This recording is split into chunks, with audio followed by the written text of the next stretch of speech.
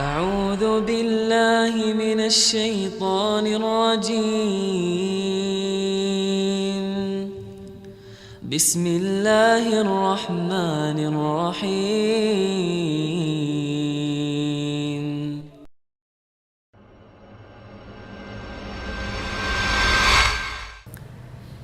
Ahibati fillah, sampai hari ini dunia masih kebingungan tentang apa yang harus dilakukan menghadapi COVID-19. Corona yang sampai hari ini telah menelan 2.000 lebih dan akan terus bertambah. Yang terinfeksi sudah 70.000 lebih. Kenapa itu terjadi?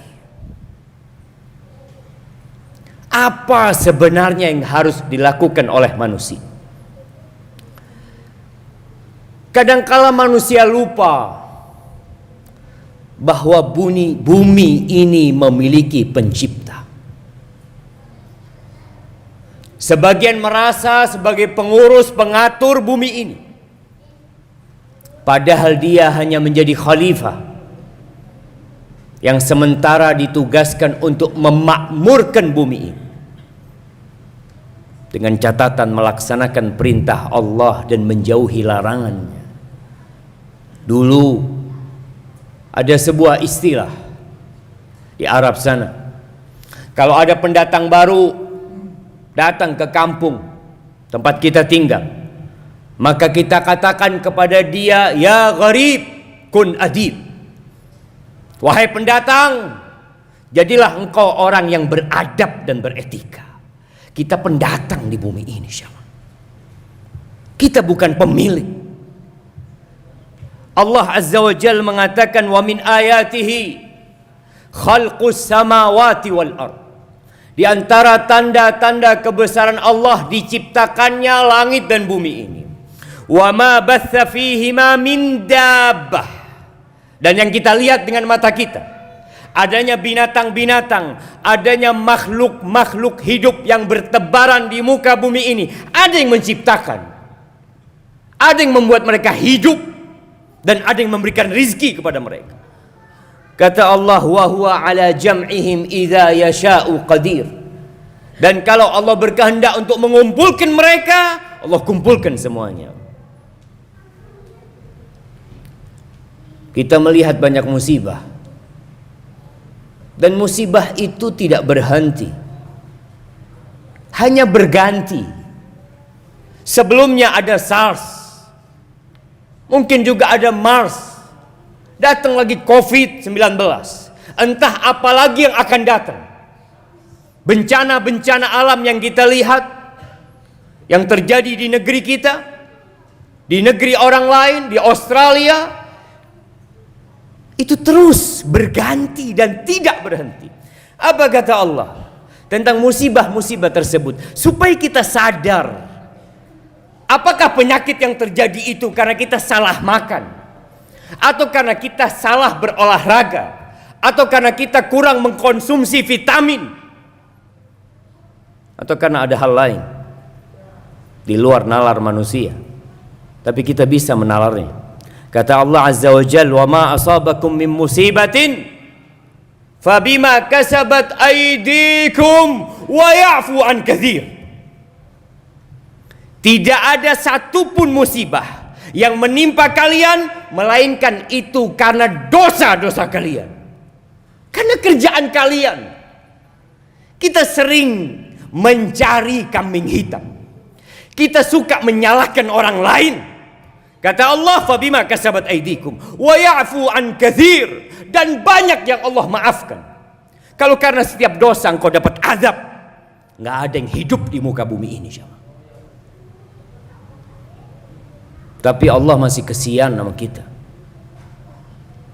Andai kata karena semua dosa yang kita kerjakan, kita dikasih azab, kita dikasih musibah, tidak ada satupun penduduk Jember yang hidup di sini. Kita sok suci, Ahibati fillah, Rasulullah sallallahu alaihi wasallam pernah berpesan kepada para sahabat. Beliau mengatakan, ada 5 perkara yang aku berlindung kepada Allah, semoga kalian tidak menghadapi perkara tersebut. Salah satunya, lam tadharil fahishatu fi qaumin hatta yu'linu biha illa fasha fihimut ta'un wal auja allati lam takut fi aslafihim alladhina madaw. Tidaklah perbuatan zina, kekejian, LGBT nampak di suatu kaum sampai mereka mengumumkannya. Dan kita melihat perzinaan di negeri kita, di dunia. Kita melihat bagaimana LGBT, berbagai penyakit nampak di masyarakat dan diumumkan. Mereka merekamnya, mereka menyebarkannya. Ada suami yang menjual istrinya. Ada tempat-tempat yang memang diperuntukkan untuk mengumumkan perzinaan tersebut. Kalau itu terjadi, dan Nabi SAW berlindung kepada Allah, jangan sampai kita mendapati hari itu, maka hari itu akan menjadi hari yang gelap buat kita. Walaupun matahari masih terbit dari ufuk timur, apa yang akan terjadi? Akan Allah tebarkan ke mereka penyakit-penyakit, wabah-wabah yang belum ada di umat-umat sebelumnya. Dan itu sudah terjadi, tapi kita tidak menyadari. Beberapa hari yang lalu, banyak anak-anak muda yang merayakan Valentine. Pada malam itu, bapak-bapak tahu betapa larisnya kondom diperjualbelikan. Berapa banyak anak-anak kuliah, anak-anak muda yang kemudian terjerumus ke dalam seks bebas, dan orang tuanya diam kadang-kala. Ahibati fillah, lalu apa yang harus kita lakukan? Kembali kepada Allah. Allah ketika nurunkan bala, ketika nurunkan musibah, Allah itu ingin kita balik, kita sadar.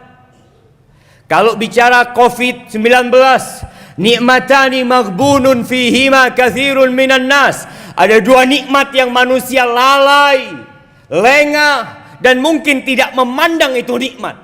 As-sihhatu wal faragh. Kesehatan jemaah, dan waktu luang yang Allah berikan kepada kita. Gunakan kesehatan yang Allah berikan untuk mengabdi kepada Allah Azza wa Jalla. Tatkala kita melihat orang-orang tertimpa musibah, seharusnya kita berpikir, kita pun bisa tertimpa musibah tersebut. Kita tidak lebih baik dari mereka. Namun kebanyakan orang dikasih musibah, dikasih azab berulang kali. Sekarang kita melihat dengan mata kita. Kita melihat adanya banjir, kita melihat adanya gempa, kita melihat manusia-manusia yang ditelan oleh bumi. Tapi kita tidak kembali kepada Allah Azza wa Jalla. Allah mengatakan, walau anna ahlal qura amanu wattaqau. Andai kata penduduk negeri itu beriman dan bertakwa. Iman bukan di KTP, iman bukan di status, iman di hati yang diucapkan dengan lisan, yang dipraktekkan dengan raga kita. Dan bertakwa, meninggalkan larangan-larangan Allah Azza wa Jalla. Allah ketika melarang bukan karena Allah bakhil dengan larangan tersebut, karena Allah sayang dengan kita. Andai kata penduduk negeri itu beriman dan bertakwa, apa yang akan terjadi? La fatahna alaihim barakat minas sama'i wal ard. Allah akan bukakan pintu-pintu berkah dari langit dan dari bumi. Walakin kadzabu, tapi mereka ingkar, mereka mendustakan, mereka sibuk dengan dunia mereka, mereka sibuk dengan syahwat mereka. tidak kenal halal haram, yang ada nafsu perutnya dan yang di bawah perutnya, itu yang menjadi imam buat mereka dalam kehidupan ini. Seperti tour leader yang mengantarkan ke tempat-tempat kemaksiatan kadangkala, itu nafsu dia. Itu yang menjadi pemimpin dia dalam kehidupan ini. Lalu apa yang akan terjadi dengan mereka? Allah mengatakan walakin kadzabu fa akhadnahum bima kanu yaksibun. Gara-gara kerjaan mereka kita azab mereka. Allah tidak pernah menzalimin hambanya. Lalu Allah mengatakan afa amina ahlul qura an ya'tiyahum ba'suna bayatan wa hum naimun. Apakah penduduk negeri itu merasa aman dari azab Allah? Yang azab itu bisa datang tatkala antum tidur di malam hari. Berapa banyak negeri-negeri yang hilang, mereka tidur di malam hari. Tahu-tahu negeri itu terkena penyakit. Lalu Allah katakan awa amina ahlul qura an ya'tiyahum ba'suna duhan wa hum yal'abun. Mereka merasa aman. Azab Allah bisa datang kepada mereka di waktu duha, tatkala mereka sibuk dengan pekerjaan mereka, tatkala mereka sedang bermain-main. Allah mengatakan afa aminu makrallah fala ya'manu makrallah illa alqaumul khasirun. Apakah mereka merasa aman dari makar Allah? Allah melihat tatkala kita berbuat dosa. Malaikat-malaikat Allah menyaksikan tatkala kita berbuat dosa. Mungkin tetangga kita tidak mengetahuinya, mungkin istri kita tidak mengetahuinya, tapi Allah Jalla Jalaluh, innallaha kana alaikum raqiba. Lalu engkau merasa aman dari azab Allah? Jamaah rahimakumullah, kira-kira 1441 tahun yang lalu, setelah 13 tahun dari turunnya Al-Quranul Karim, ada yang mengatakan setelah 4 tahun dari turunnya Al-Quranul Karim, Allah berfirman, alam ya'ni lilladzina amanu an takhsha'a qulubuhum li dzikrillah wa ma nazala minal haqq ولا يكونوا كالذين أوتوا الكتاب من قبل فطال عليهم الأمد فقست قلوبهم وكثير منهم فاسقون. Di surah Al-Hadid ayat 14. Allah menyinggung para sahabat Nabi. Apa belum tiba saatnya? Apa belum tiba waktunya buat orang-orang yang beriman untuk tunduk hati mereka dengan peringatan-peringatan Allah, untuk menuruti ayat-ayat Allah? Apa belum tiba saatnya? Nunggu kapan kalian bertobat? Itu para sahabat Nabi. 1441 tahun yang lalu mereka ditegur.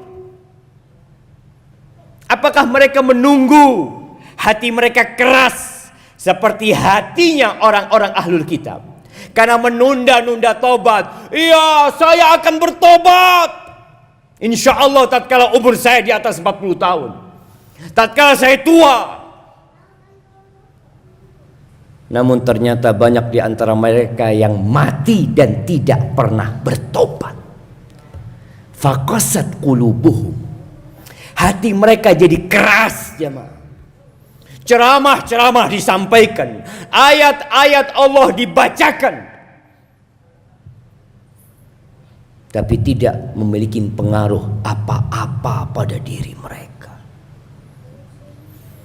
Allah Azza wa Jalla mengatakan tentang orang-orang yang dikasih bala, dikasih cobaan, tapi dia nggak sadar kalau itu datangnya dari diri mereka sendiri. Kalau Allah menurunkan itu agar manusia kembali kepada Allah, ketika dia tidak sadar-sadar, apa yang akan terjadi? Allah mengatakan falamma nasu ma dzukiru bihi, Tatkala orang-orang itu lupa dengan peringatan-peringatan Allah, fatahna alaihim abwaba kulli syai', maka kami akan bukakan untuk mereka segala pintu kebaikan, segala pintu kesenangan, segala pintu kenikmatan.